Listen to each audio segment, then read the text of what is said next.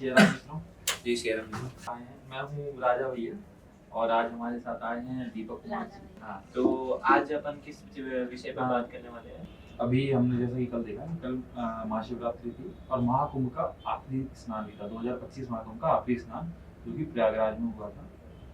तो सरकार ने अनुमान लगाया था, जब ये महाकुंभ की शुरुआत हुई थी तो उन्होंने तैयारियां जो की थी वो 45 करोड़ लोगों के हिसाब से की थी। 45 करोड़ भक्त जो है महाकुंभ में स्नान करेंगे।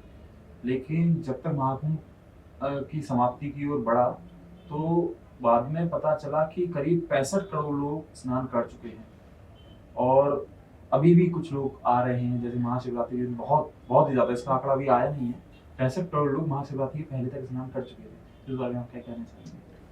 देखो राजा जी, इस बारे में तो मैं ये बताना चाहूँगा कि जो आप 65 करोड़ बता रहे हैं, ये मुद्दा महाशिवरात्रि से 4 से 5 दिन पहले का है। और जो अभी की संख्या अगर आप कैलकुलेट करोगे तो ऑलमोस्ट 70-75 के ऊपर गई होगी, क्योंकि जो आखिरी के 5 दिन थे इसमें ज्यादा लोग स्नान करने के लिए गए थे। लोगों ने क्या सोचा कि शिवरात्रि का पावन वो रहेगा, पर्व रहेगा, तो लोग सोच रहे हैं कि इस टाइम पे भीड़ नहीं रहेगी, बट अधिकतर लोग इस टाइम पर ही गए। तो ऑलमोस्ट जो मुद्दा है, जो संख्या है, वो 75 करोड़ के समथिंग मैं मान रहा हूँ। अब वो तो हमें बाद में ही पता चलेगा कि कितने लोगों ने स्नान किया है, बट 144 साल में अगर महाकुंभ लगा है तो इतने लोग को जाना चाहिए था मेरे हिसाब से।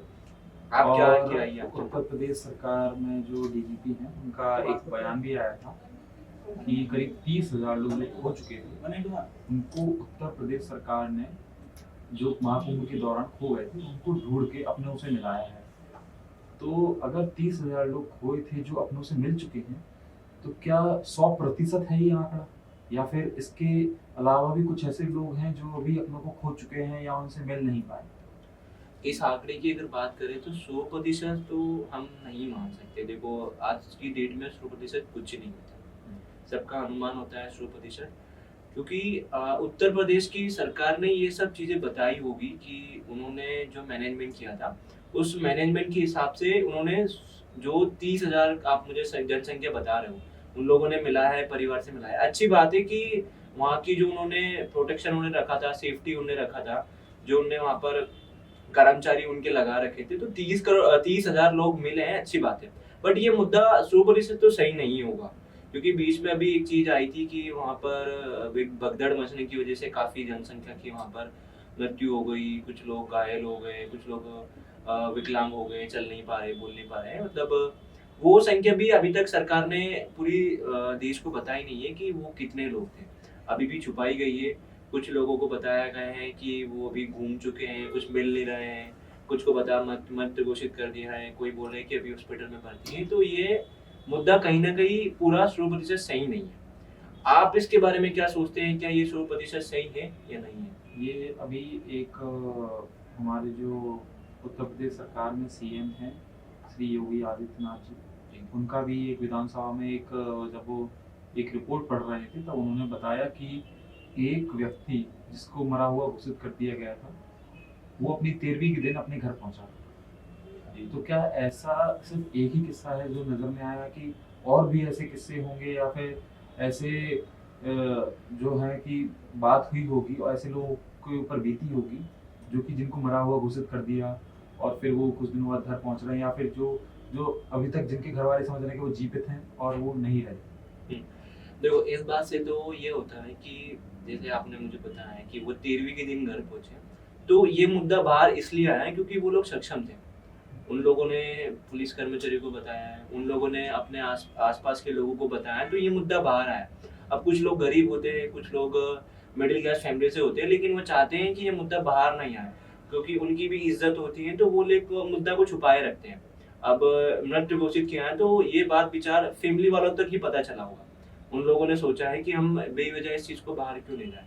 अब आदमी जीवित होकर अगर घर आ रहा है तो खुशी की बात है, अगर आप उनकी 13वीं कर रहे हैं, लेकिन आदमी जीवित है, इससे बड़ी और क्या चीज हो सकती है। पर ये जो आंकड़े हैं कि ये सरकार को अगर नहीं पता तो वो मिसिंग ही आइडेंटिफाई करें कि अभी तक नहीं मिला है, किसी को मृत घोषित ना करें, क्योंकि ये सरासर उनकी भावनाओं से खेला जा रहा है। आदमी का जीना मरना ये भगवान के हाथ में लिखा है, लेकिन सरकार इस चीज को अगर गलत चीज साबित कर रही है कि आपके घर में से वो लोगों नहीं मिल पा रहे हैं और वो मर चुके हैं रियलिटी में, आपके घर परिवार में से आपने उनकी 13वीं कर ली, 12वीं हो गई, उनका अंतिम संस्कार आपने किसी पुतले को जला के कर दिया, कहीं ना कहीं आपने पूरी की पूरी सारी प्रक्रिया कर दी जो कि एक हमारी संस्कृति में लिखी गई है।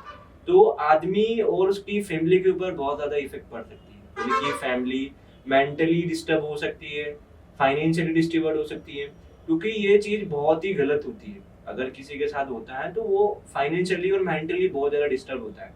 अगर कोई व्यक्ति मेंटली डिस्टर्ब हुआ तो वो फाइनेंशियली भी डिस्टर्ब हो जाएगा। डिस्टर्ब जी, आपका क्या विचार है इस चीज में?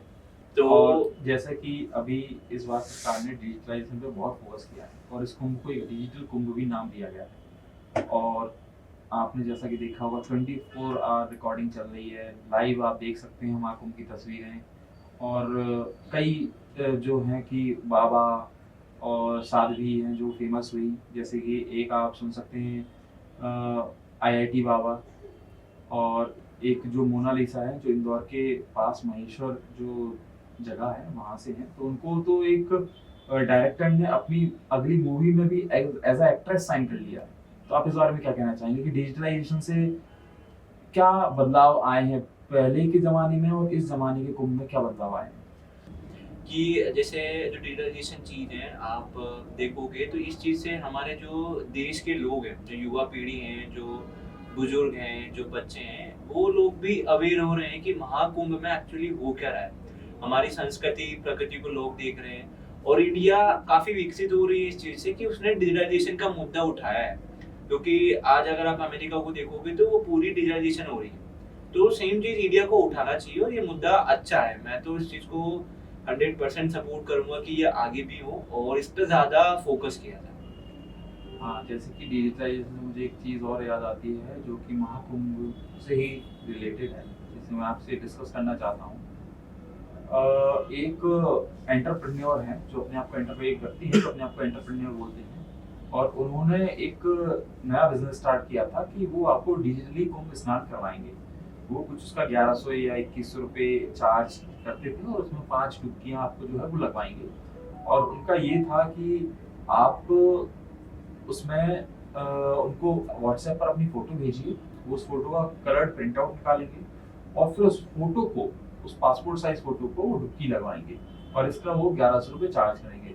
उनसे जब कई रिपोर्टर्स ने, न्यूज़ रिपोर्टर्स ने बात की तो उन्होंने बताया कि वो ये पैसे के लिए नहीं कर रहे हैं, सिर्फ पैसे के लिए नहीं कर रहे हैं। वो कहीं न कहीं जो लोग आ नहीं सकते कुंभ में, जो शारीरिक स्वस्थ नहीं है और जो सक्षम नहीं है कि यहाँ पर आ सके, तो उनको वो ये फैसिलिटी प्रोवाइड कर रहे हैं और वो चाहते हैं कि सबको इस पुण्य फल की प्राप्ति हो और महाकुंभ में स्नान करने का मौका मिले। तो इस बात से आप क्या कहना चाहेंगे कि ये चीज़ जो है कितना सही है और कितना इस चीज़ को हमें प्रमोट करना चाहिए, या फिर ये किसी व्यक्ति विशेष की भावनाओं से खेल है, धार्मिक भावनाओं से खेल है? देखो राजा जी, इस चीज का आप मैं अगर बात करूं तो कहीं ना कहीं मेरे विचारों से ये एक मात्र व्यवसाय हो सकता है। आप पहली बात तो आप किसी की श्रद्धा भक्ति के साथ खिलवाड़ कर रहे हो। महाकुंभ एक ऐसा कुंभ है जो कि 144 साल में लगा है। लोगों ने बहुत सारे नए नए तरीके सोचे हैं, विचार किए हैं कि हम किस तरीके से इस कुंभ में व्यवसाय बना पाए, अच्छा पैसा कमा पाए। इतने अमीर लोग हैं जो देश के सबसे प्रसिद्ध और सबसे टॉप रिचेस्ट मैन की कैटेगरी में आ चुके थे, बिलोंग कर चुके हैं। वो लोग भी कहीं ना कहीं उनकी फैमिली के साथ में वहाँ स्नान करने गए हैं। वो इतने बिजी लोग हैं। आप प्रधानमंत्री जी को देखो, वो बिजी हैं, बड़े बड़े सेलिब्रिटीज हो गए, एक्टर्स हो गए, एक्ट्रेस हो गई, ये कहीं ना कहीं सब लोग वहाँ पे स्नान करने जा रहे हैं। जिन लोगों को टाइम भी नहीं है वो टाइम निकाल कर जा रहे हैं। तो ये मुझे जहां तक लगता है कि आप किसी फोटो के साथ में अगर आप स्नान करा रहे हो तो वो कोई पवित्रता नहीं हुई है। आप अगर गंगा जल का पानी अगर मिलाकर आप घर में, आपके घर में अगर आप उसे उसको ग्रहण भी करेंगे या फिर आप एक चरामत की तरह अगर उसको पी भी लेंगे ना, तब भी आप पवित्र हो जाएंगे। आपको स्नान करने की कोई जरूरत नहीं है। अगर आप नहीं जा सकते हो, आप चलने के लिए नहीं सक्षम नहीं हो, आप बुजुर्ग हो, आप बच्चे हैं, तो आप मत जाइए। आप गंगा जल का पानी आप कहीं से भी लाइए। गंगा गंगा मैया हर जगह है, आप वहां का पानी यूज करो। क्योंकि ये मात्र एक व्यवसाय बनाया गया है, क्योंकि फोटो में कोई आत्मा नहीं है, फोटो कोई पवित्रता नहीं है, ये एक सीधे सीधे एक भक्तों की श्रद्धा के साथ में खिलवाड़ किया गया। आपने देखा है कि अभी सोशल मीडिया साइट्स पे इंस्टाग्राम, यूट्यूब, फेसबुक पे लोगों ने विचार विमर्श किए हैं कि आप कुंभ के मेले में चाय का व्यवसाय चालू करो, आप खाने पीने का व्यवसाय चालू करो। तो कहीं ना कहीं ये एक व्यवसाय है, ये कोई समाज सेवा नहीं है। आप फ्री में ये सब चीजें नहीं करने जाओगे, आप इसका चार्ज कर रहे हो। आप अगर मैं फोटो वालों की बात करूं तो इस चीज से काफी लोग हुए जिन्होंने खर्चा किया होगा। आपने अगर 1000 लोगों ने भी अगर किया होगा तो ये कहीं ना कहीं लाखों में धंधा जा रहा है। मैं 1000 रुपए बहुत कम बता रहा हूँ, और 1000 की जो संख्या मैंने बताई है वो बहुत कम है। 130 करोड़ में से लगभग 65-70 करोड़ लोगों ने स्नान किया है। ऑलमोस्ट 50% लोग अभी तक नहीं गए महाकुंभ में। उनमें से अगर 10% लोगों ने भी इस चीज को सोचा होगा, समझा होगा, तो कहीं ना कहीं उनने फिजूल का खर्चा किया मेरे हिसाब से। आप उससे बढ़िया गंगा जल का पानी मंगवाइए। आप ऑनलाइन ऐसी बहुत सारी वेबसाइट बना दी है सरकार ने, आप वहाँ का सीधा प्रसाद पानी आप मंगवा सकते हो, आप घर में डालो, घर वाले को खिलाओ पिलाओ। लेकिन फोटो वाले में मुझे एक सीधा सा व्यवसाय दिखा। विपक्ष के नेताओं ने दिखाई थी कि जो कुंभ में है उसमें फीकल बैक्टीरिया, जो कि हमारा वेस्ट निकलता, ह्यूमन वेस्ट होता है, वो बैक्टीरिया जो है कि गंगा पानी में पाया गया। तो फिर उसके बाद जो प्रयागराज के शोधकर्ता हैं, जो वैज्ञानिक हैं, जो प्रोफेसर्स हैं, उन्होंने फिर पानी की जांच की और उसके बाद बताया कि ऐसा कोई बैक्टीरिया जो है वो गंगा के जल में नहीं है और ये एकदम पवित्र है और ये कंज्यूमेबल है। तो इस बारे में आप क्या कहना चाहें कि ये राजनीति है या लोगों को डराना, क्योंकि बहुत सारे लोग अपने हाइजीन को लेकर बहुत ज़्यादा इनसिक्योर होते हैं कि भाई मैं ऐसा तो नहीं कि मैं गंगा जल में स्नान करके कोई बीमारी लग जाए मुझे, कोई बैक्टीरिया की वजह से मैं फिर जीवन भर उस बीमारी से जूझता रहूं। तो ये मतलब मुझे नहीं लगता कि ये जो बोला गया है फीकल बैक्टीरिया पाया, अगर फीकल बैक्टीरिया है तो गवर्नमेंट उसको सॉल्यूशन करती। इतनी बड़ी व्यवस्था है, इतने आप उसकी तस्वीरें देखिए, इतना विशाल एक पूरा का पूरा शहर बसाया गया है और इतनी बड़ी व्यवस्था, 65 करोड़ लोग आए हैं। कितने तो जो है वो विदेशी जो भक्त हैं वो गंगा में स्नान करने आए हैं। प्रयागराज में आप देखिए एक भी धर्मशाला, एक भी घर लोगों ने अपने घर में एज अ पेइंग गेस्ट बहुत सारे लोगों को जगह दी है, उनको सुविधाएं प्रदान की हैं। तो ये जो चीज़ है इस पर राजनीति होनी चाहिए कि ये सिर्फ एक महज लोगों को डराने के लिए मुद्दा उठाया गया था। देखो, इस चीज से लोग क्या सोचते हैं कि अभी हमारा देश 3 से 4 साल पहले आप जानते हो कि एक महामारी आई थी, कोविड, कोरोना वायरस। लोग के छूने से, लोगों से बात करने से ये बीमारी फैल रही थी। अभी भी कुछ टाइम पहले एक चीन में एक और वायरस आया था जो कि लोगों के दिल में फिर से डर भरा के गया है कि दोबारा सेम कोरोना जैसी सिचुएशन आने वाली है। अब इस बीच में जो लोग पढ़े लिखे हैं, जो लोग समझदार हैं, वो सब जानते हैं कि कहीं ना कहीं ये चीजें गलत भी हो सकती है और सही भी हो सकती है। अगर करोड़ों में जनसंख्या अगर गंगा नदी में अगर स्नान करने आ रही है, वो पवित्र गंगा नदी में स्नान करने आ रही है, तो आपने जो मुझे वायरस बताया वो वायरस कहीं ना कहीं उसमें हो सकता है। या तो सरकार उस चीज को उसका खुलासा करे कि वो वायरस था, बट हमने वो वायरस को वहां से क्लीन कर दिया, हमने उसका एंटीडोट निकाल दिया, एंटीवायरस निकाल दिया। मेरे हिसाब से अगर करोड़ों में जनसंख्या आ रही है और लोगों का विचार है, लोगों का मुद्दा है कि उसमें वायरस है, तो 100% उसमें वायरस होगा। गंगा नदी पवित्र है, ये हम सब मानते हैं, ये हमारी संस्कृति में लिखा गया है कि गंगा नदी पवित्र है, उसके अंदर बहुत पवित्रता है। आप कितने ही पाप कर लो, आप उसके अंदर नहाने जाओगे ना, आप एक बार पवित्र हो जाओगे, आप जीवन भर पवित्र हो जाओगे। लेकिन जो बायोलॉजिकल और साइंटिफिक आप देखोगे ना, गंगा नदी का पानी में उस टाइम पे बैक्टीरिया होगा 101%। उसमें काफी ऐसे हानिकारक और हार्मफुल्स बैक्टीरिया एंड जर्म्स होंगे जो कि आपके लिए वो नई से नई बीमारियां बना सकता है। तो सरकार को इस चीज पे फोकस करना चाहिए और लोगों को इसके बारे में बताना चाहिए ताकि लोग और अवेयर रहें। वो पूरा प्रोटेक्शन के साथ में जाएं, पूरा हाइजीन मेंटेन करें, क्योंकि आप भी जानते हो कि इतनी भीड़ में लोगों ने क्या क्या नहीं किया होगा, मतलब वो वायरस फैला होगा और इससे पूरे भारत देश को इफेक्ट पड़ सकता है। क्यों पड़ सकता है? क्योंकि लोग दुनिया भर से आ रहे हैं। विदेशों से लोग आ रहे हैं, विदेशों से महाकुंभ में शिव जी के भक्त आ रहे हैं, और इंडिया से तो ऑलमोस्ट 50 से 60% की आबादी गई है महाकुंभ में। तो कहीं ना कहीं वो पूरे देश में एक नई बीमारी फैला सकती है।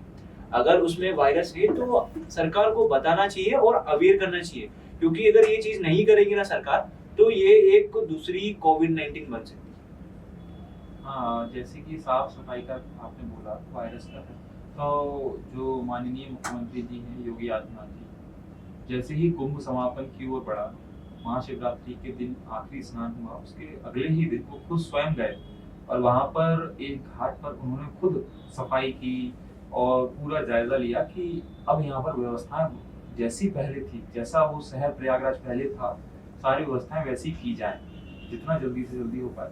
तो क्या आपको लगता है कि सरकार इतनी बड़ी व्यवस्था में इन सब चीज़ों की कमी रखेगी कि लोगों को बीमारियां हो और ये जो फीकल बैक्टीरिया है ये लोगों को अस्वस्थ करे? नहीं देखो, ये बात है मात्र प्रयागराज शहर की। वहाँ के जो लोग हैं, जहाँ के रेजिडेंशियल वहाँ पे रह रहे हैं, तो वो उन लोगों को इफेक्ट नहीं करेगा। लेकिन जो लोग वहाँ आए हैं, आपने अभी मुझे बताया था कि ये 65 करोड़ की जो जनसंख्या है, ये शिवरात्रि से कुछ दिन पहले की है। लेकिन जिस शिवरात्रि के 2 से 3 दिन पहले और शिवरात्रि के दिन में करोड़ों में जनसंख्या आई है। पहले एक कोरोना वायरस था जो कि एक लोग की वजह से फैला है, टच करने से फैला है। तो अगर ये बैक्टीरिया अगर आज भी वहां पर हुआ ना, तो आज भी लोग जा रहे हैं स्नान करने। लोगों ने ये नहीं सोचा कि आज महाकुंभ समाप्त हो गया है, कल शिवरात्रि थी, कल आखिरी दिन था, लेकिन आज भी लोग जा रहे हैं वहां स्नान करना। आप देखना, आज आप रात को न्यूज देखना, उसको आपको सारे हेडलाइंस मिल जाएंगे कि महाकुंभ में आज भी भीड़ है। तो कहीं ना कहीं वो बैक्टीरिया अगर होगा ना, तो वो इफेक्ट करेगा, और लोग दुनिया भर में से हर कोनों से आ रहे हैं। और कई खबर भी आई थी वहां से महाकुंभ में, मैंने न्यूज़ देखी तो मुझे देखने को मिला कि लोगों की गाड़ियां हाईवे पर 6-6, 7-7 दिन के लिए फंसी हैं। कुछ लोग वहीं पर वॉशरूम वगैरह कोई व्यवस्था नहीं है और ट्रैफिक में फंसी हैं गाड़ियां। कुछ लोग अपनी गाड़ियां भी छोड़कर चले गए हैं वापस, और इतना लंबा ट्रैफिक। तो ये जो व्यवस्था है इसमें कहीं ना कहीं कमी है, या फिर आप कह सकते हैं कि लोग इतनी ज्यादा जनसंख्या जो है वो किसी के लिए भी अव्यवस्था पैदा कर सकता है। तो क्योंकि एक लिमिट है, हर चीज की एक लिमिट होती है। उन्होंने जितना अनुमान लगाया था उतनी व्यवस्था की थी, बट अब इतनी ज्यादा जनसंख्या उन्होंने अनुमान नहीं लगाया था। क्या ये वजह थी जो ये व्यवस्था में रोकथाम आई और लोगों को इतनी परेशानियां झेलनी पड़ी, गाड़ियां बीच में अटकी रहीं, लोगों को, कुछ लोग बिना कुंभ स्नान किए ही वापस लौट गए। और मैंने देखा था कि कुछ लोग, जौनपुर एक जगह है तो वहाँ पर बहुत सारी गाड़ियाँ, बहुत सारे लोग आ रहे थे, उनको जौनपुर थाने के पास एक मंदिर है वहाँ पर रोक दिया गया, और जो स्वयं सेवक हैं उन्होंने उनको जो है भंडारा और सारी व्यवस्था उनकी देखी। तो ये आप क्या कह सकते हैं इसमें कि कहीं ना कहीं ये रोक रहा है, ये व्यवस्था में सरकार की कमी है? देखो, आप उत्तर प्रदेश को देखिए और आप पूरे भारत को देखिए। हम राज्य की बात कर रहे हैं, उत्तर प्रदेश राज्य हो गया और बाकी सब राज्य हो गए। अब इसमें भारत देश की 50% आबादी एक छोटे से शहर प्रयागराज में कैसे पॉसिबल है? आप समझो, अगर 50% आबादी एक शहर में आ रही है, वो भी खुद के ट्रांसपोर्टेशन के साथ में, क्योंकि इस टाइम पे गवर्नमेंट ट्रांसपोर्टेशन में काफी भीड़ है। लोगों ने देखा है कि गवर्नमेंट ट्रांसपोर्टेशन से जाने में उनकी जिंदगी का सवाल है, क्योंकि काफी हादसे हो रहे हैं। कुछ टाइम पहले ट्रेनों की भी आपने देखा था, 3 से 4 ट्रेन में भिड़ाई हो गई थी, तो काफी लोगों की मृत्यु भी हुई थी, कुछ लोग असमर्थ हो गए थे जीने के लिए भी। तो कहीं ना कहीं लोग खुद के ट्रांसपोर्ट से जा रहे हैं, और एक छोटे से शहर में 50% आबादी के जैसे लोग अगर 40 से 45 दिन में जा रहे हैं, वहां पे जाकर स्नान कर रहे हैं और रुक रहे हैं वहां पर। आपने देखा है कि वहां पर वो स्नान करने के बाद में भी 1 से 2 दिन घूम रहे हैं। किसके लिए घूम रहे हैं? कि हमें वो बाबा से मिलना है, इनका हाथ ऊपर रहता है, हमें उस मॉडल से मिलना है, हमें उस एक्ट्रेस से मिलना है। तो कहीं ना कहीं ये चीज जानबूझकर हो रही है। अगर देश की आबादी ये सब चीज सोचने लगे कि हम स्नान करने के लिए आए, तो हम स्नान करके घर चले जाएं, वहां रुके नहीं। अभी जैसे आपने देखा महाकुंभ में एक बाबा फेमस हुए, IITN बाबा, और वो इतना ज्यादा फेमस हो गए हैं, फिर उनकी वीडियोस इतनी वायरल हुई कि IITN बाबा हैं और वो भविष्यवाणी भी करते हैं, और कुछ लोग उनके समर्थन में हैं, कुछ लोग उनके खिलाफ हैं कि भाई वो बाबा पागल हैं, या फिर कुछ लोग बोलते हैं कि बस वो गांजा फूकते हैं। और अभी रिसेंटली आपने देखा होगा कि उन्होंने एक भविष्यवाणी की थी कि जो है भारत और पाकिस्तान का जो मैच था उसमें भारत हार जाएगी। लेकिन फिर जब उनकी भविष्यवाणी गलत हो गई तो उन्होंने बोला कि मैं यही तो बताना चाहता था, और ये भविष्यवाणी पर भरोसा ना करें, किसी की भी भविष्यवाणी। तो ये क्या उन्होंने सही बोला था? देखो ये चीज मुद्दा क्या है ना कि ये होता है पॉपुलर होने के लिए। अब इस चीज में क्या हुआ था कि जब उन्होंने बोला कि भारत अगर मैच जीतेगी तो वो गलत है, मुद्दा उन्हीं के ऊपर उठाया जाएगा, लोग उन्हीं को ही ट्रोल करेंगे कि आपकी भविष्यवाणी गलत है, आप पागल है, आप जो भी है, आप नशेड़ी है। ठीक है, अगर वो सही होते, उनकी भविष्यवाणी सही निकलती तो भी लोग उन्हें भगवान समझने बैठ जाते कि नहीं बाबा आप भगवान हैं, आप हमारा ये करिए वो करिए। तो कहीं ना कहीं ये खुद ने उनसे सोचा होगा, क्योंकि इस चीज में क्या है, अगर आप एक बार फेमस हो जाते हैं तो आप चाहे गलत हो आप चाहे सही हो, लोग आपके ऊपर मुद्दा उठाएंगे और आपको देखेंगे और आपको फेमस करेंगे। ये चीज बहुत सारे लोगों के साथ में हुई है, जो लोग पहले किसी को कोई जानते नहीं थे। अभी आपने एक मोनालिसा जी के बारे में सुना होगा, जो कि अभी अपने इंदौर शहर के, इंदौर जिले के आसपास की ही कहीं महेश्वर सिटी से बिलोंग करती है। तो उनको कोई नहीं जानता था, लोगों ने मुद्दा उठाया है कि उनकी आंखें अच्छी है, एक मुद्दा उठाया और उनको बताया। अब इस मुद्दे को देख लीजिए, अगर मोनालिसा जी कोई भविष्यवाणी करती है, कोई भी चीज बताती है, अगर वो गलत हुई तो उनको ट्रोल किया जाएगा, अगर वो सही हुई तो भी उनको ही पब्लिक के बारे में बताया जाएगा। तो कहीं ना कहीं ये एक तरीके से आप साजिश बोलो या फिर पॉपुलर होने के लिए आप बोलो, एक ये प्री प्लान प्रोग्राम था। क्योंकि मैं इस चीज से समर्थ नहीं हूँ कि आप ये पहले तो भविष्यवाणी कर दो और फिर बाद में आप खुद गलत हो जाओ, कि इस तरीके से किसी पे अंधभक्त होकर विश्वास ना करें। तो ये कहीं ना कहीं आप सीधी बात में करूँ तो ये खिलवाड़ है, आपकी भावना से, आपकी श्रद्धा से खिलवाड़ है।